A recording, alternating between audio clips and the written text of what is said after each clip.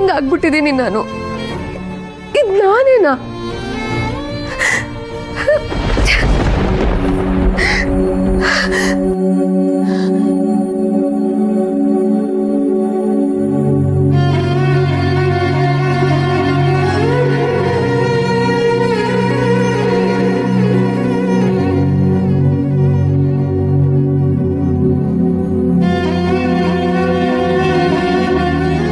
ಅಪ್ಪ, ನೀನ್ ಇಲ್ಲಿದ್ಯಾ?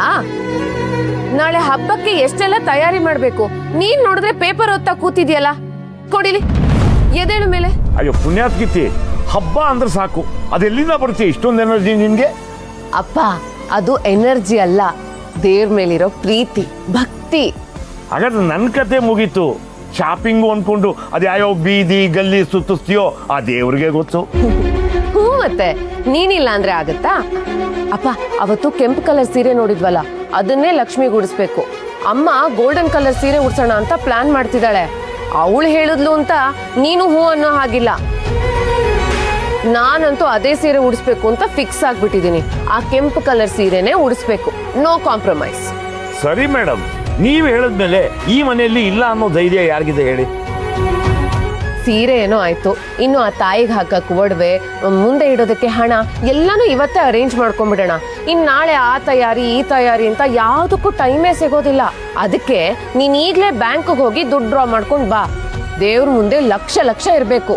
ಲಕ್ಷ ಲಕ್ಷ ಅದನ್ ತರಕ್ಕೆ ಬ್ಯಾಂಕ್ ಹೋಗಿ ಚಲನ್ ಬರ್ಕೊಟ್ರೆ ಸಾಲದು, ಬ್ಯಾಂಕ್ಗೆ ಲೂಟಿ ಮಾಡ್ಕೊಂಡ್ ಬರ್ಬೇಕು. ಮತ್ತೆ ಲಕ್ಷ್ಮಿ ಮುಂದೆ 50-100 ಇಡೋದಕ್ಕಾಗತ್ತಾ? 50-100 ಅಂತ ಅಲ್ಲಮ್ಮ, ನಮ್ಮ ಕೈಯಲ್ಲಿ ಎಷ್ಟಾಗುತ್ತೋ ಅಷ್ಟು. ಬೇಕಾದ್ರೆ ಹೂವಿನ ಅಲಂಕಾರ ಎಷ್ಟು ಬೇಕಾದ್ರೂ ಮಾಡು, ನೋ ಪ್ರಾಬ್ಲಮ್. ಹೋಗಪ್ಪ ನೀನು.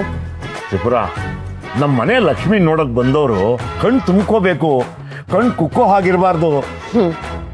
ಸರಿ ಆಯ್ತು, ನೋಡ್ತಾ ಇರು ದೇವಿನ ಹೇಗ್ ಅಲಂಕಾರ ಮಾಡ್ತೀನಿ ಅಂತ.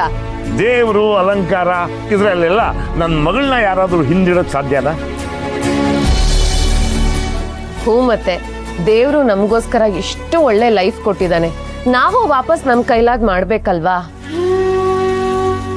ಇಲ್ಲಿವರೆಗೂ ಆ ದೇವ್ರು ನನಗೆ ಎಲ್ಲ ಒಳ್ಳೇದನ್ನೇ ಮಾಡಿದಾನೆ, ಇನ್ ಮುಂದೇನೂ ಒಳ್ಳೇದನ್ನೇ ಮಾಡ್ತಾನೆ. ಅದಕ್ಕೆ ಆ ದೇವ್ರಿಗೆ ನನ್ನ ಕಡೆಯಿಂದ ಒಂದು ಸಣ್ಣ ಕೃತಜ್ಞತೆ. ಈಗಿನ ಕಾಲದಲ್ಲೂ ದೇವ್ರನ್ನ ಇಷ್ಟೊಂದು ನಂಬ್ತಿಯಲ್ಲೇ?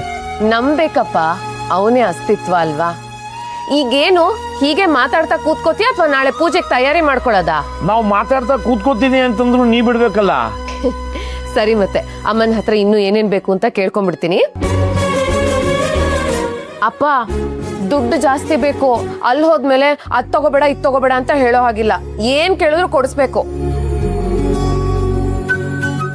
ಬಂಗಾರ ಕಡೆ ನೀನು ಹೋಗೋ ಮನೆಯವರು ತುಂಬಾ ಪುಣ್ಯ ಮಾಡಿದ್ರು.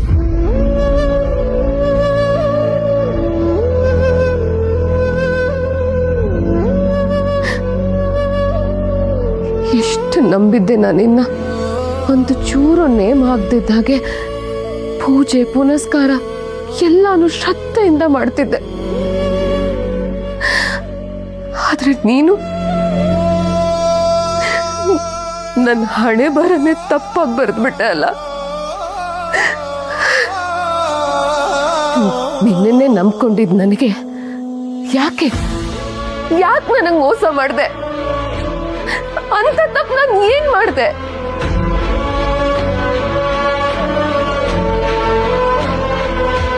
ಪ್ರೀತಿಯಿಂದ ನೋಡ್ಕೊತಿದ್ದ ಮನೆಯವ್ರಿಗೆ ಮೋಸ ಮಾಡಿ ಅಂತ ಕೆಟ್ಟ ಗಂಡನ್ ಕೊಟ್ಟೆ.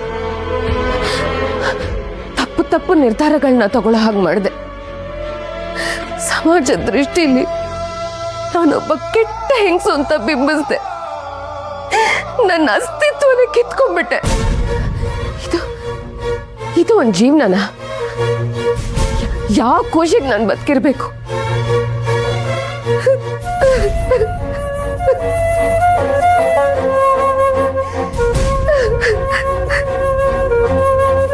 ಅಮ್ಮ